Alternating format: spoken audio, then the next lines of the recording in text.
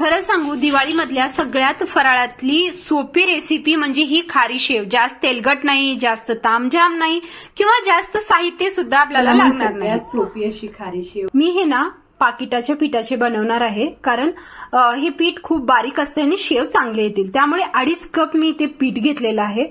अर्धा चमचा ओवा घ्यायचा आहे. हातावर चांगला चोळून आपल्याला ओवा ह्याच्यामध्ये घालायचं आणि चवीपुरतं मीठ, जे की मी अर्धा चमचा घेतलेला आहे.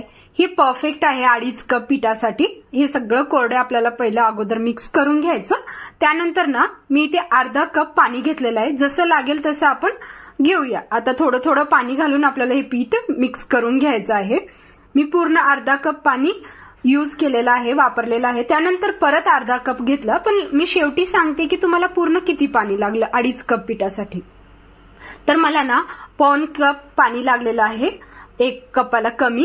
आणि असं थोडंसं हलवायसारखं मिक्स करून घेतलेलं आहे. गुटळ्या चांगले मोडल्या जातील, शेव सुद्धा चांगलं पडेल. आता हे बेसनचं पीठ खूप चिकट असतं, म्हणून मी थोडंसं 2 थेंब तेल घेऊन हे पीठ एकत्रित करून घेतलेलं आहे. असा गोळा करून झाकून ठेवूया. इकडे तेल गरम करण्यासाठी ठेवलेलं आहे आणि तेल गरम झाल्यानंतर आपलं पीठ सुद्धा रेडी आहे. थोडासा एक उंडा घ्यायचा त्यातला आणि चांगला असं लांब आकार करून घेऊया, कारण आपला जो साचा आहे तो लांब आकाराचा असतो.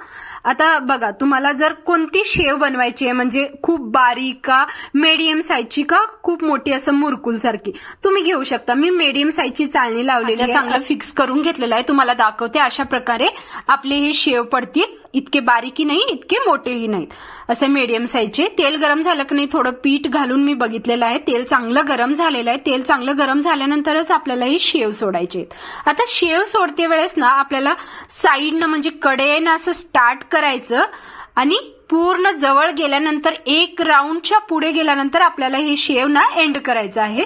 इतकं जाड जर 2-3 लेअर घेतलं ना तर मग खूप जाड शेव होईल आणि आतमध्ये कच्ची सुद्धा राहू शकते. त्यामुळे ना चांगलं असं आलटून पलटून आपल्याला ना चांगलं आपल्याला हे क्रिस्पी होईपर्यंत चांगलं तळून घ्यायचं आहे. तळण्यासाठी सुद्धा जास्त वेळ लागत नाही. तुम्ही बघू शकता खूप छान शेव बनून तयार आहेत.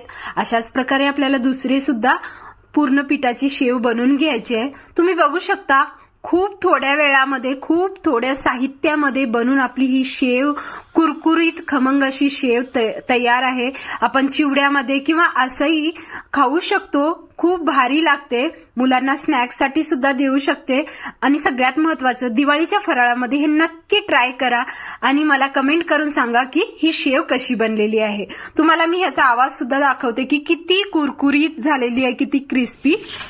बघा, खूप छान तांदळाचं पीठ नाही, सोडा नाही, काहीच नाही, तरी सुद्धा खूप छान फुगलेली आहे, खूप छान कुरकुरीत आहे. व्हिडिओतला थोडंही काही आवडलं असेल ना, व्हिडिओला नक्की लाईक करा आणि सबस्क्राईब करायला मात्र विसरू नका. भेटते मी तुम्हाला अशाच एका नवीन